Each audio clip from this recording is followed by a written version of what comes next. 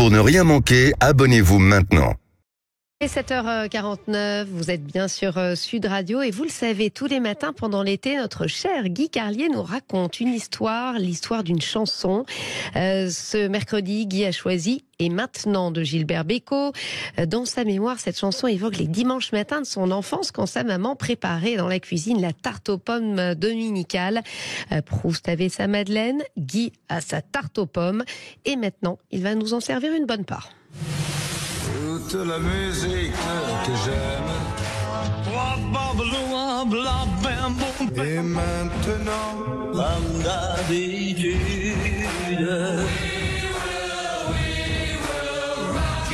Raconte-moi une chanson. Guy Carlier. Vous vous souvenez des dimanches matins de nos enfances ? L'atmosphère de la maison rassurante et ouatée quand les effluves d'eau de toilette des pères se mêlaient à l'odeur des tartes aux pommes que nos mères préparaient dans la cuisine en fredonnant des chansons. Ah, une maman qui chante dans la cuisine, c'est une princesse de Walt Disney. C'était tellement émouvant d'entendre nos mères chanter qu'on se cachait près de la porte de la cuisine et qu'on restait là, sans faire de bruit, et les écouter chanter tandis qu'elles pétrissaient la farine en pilotage automatique, en essuyant furtivement une larme avant qu'elle ne tombe sur la pâte. Quand j'étais petit, ma mère chantait « Et maintenant » dans la cuisine. C'était troublant pour l'enfant que j'étais, car cette chanson de Bécaud semblait s'adresser à un homme qu'elle avait beaucoup aimé, mais qui n'était pas mon père. Voilà pourquoi, le jour où Gilbert Bécaud prit l'un de mes textes pour en écrire la musique et que je me retrouvais au studio Harrison de Pantin un jour de septembre 1989, j'étais bouleversé en entendant cette voix que j'avais entendue depuis toujours à la maison, cette voix chanter mes propres mots. Au petit matin, il avait enregistré ma chanson, on prit un petit déjeuner ensemble. Alors, pour le raconter à ma maman, je lui demandais de me raconter l'histoire de la chanson « Et maintenant ». Et voilà ce que Gilbert Bécaud m'a raconté au studio Harrison de Pantin au petit matin d'un jour de septembre 1989.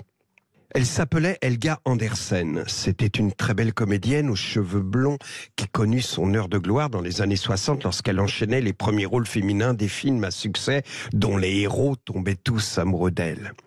Elle vécut une brève histoire d'amour avec Bécaud à la fin de laquelle ils étaient restés amis et un vendredi soir, Bécaud prenait l'avion à Orly pour honorer des galas sur la côte le week-end et il se retrouva assis dans l'avion à côté d'Helga Andersen. Comme il existait entre eux une connivence depuis leur amourette, elle lui confia qu'elle était éperdument amoureuse d'un comédien célèbre et qu'elle allait le retrouver comme chaque week-end à Monaco où il passait des week-ends de rêve. Elle lui raconta justement ces week-ends en détail, l'aéroport de Nice, la star qui l'attendait dans une voiture de sport, la corniche jusqu'au grand hôtel de Monaco, la suite du prince, la plus belle de l'hôtel, les baisers échangés sur la magnifique terrasse avec vue sur la baie, les lumières du bord de mer et celles des bateaux au large.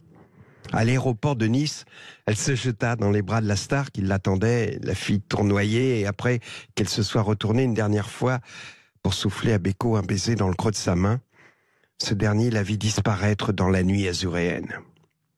Le chanteur partit de son côté, donna son tour de chant au casino de Nice pendant le week-end et revint à l'aéroport de Nice le lundi matin pour y prendre le premier vol pour Paris car il avait rendez-vous avec l'un de ses paroliers principaux, Pierre Delanoë, à qui il avait demandé plusieurs textes sur lesquels il allait composer des musiques pour son prochain album.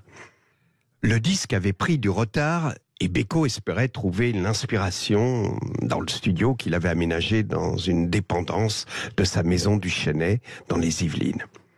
Mais en montant dans l'avion du retour, il se retrouva nez à nez avec Helga Andersen, qui rentrait elle aussi à Paris. Mais la petite fille, joyeuse et sautillante qu'il avait laissée le vendredi soir, avait fait place à une femme défaite.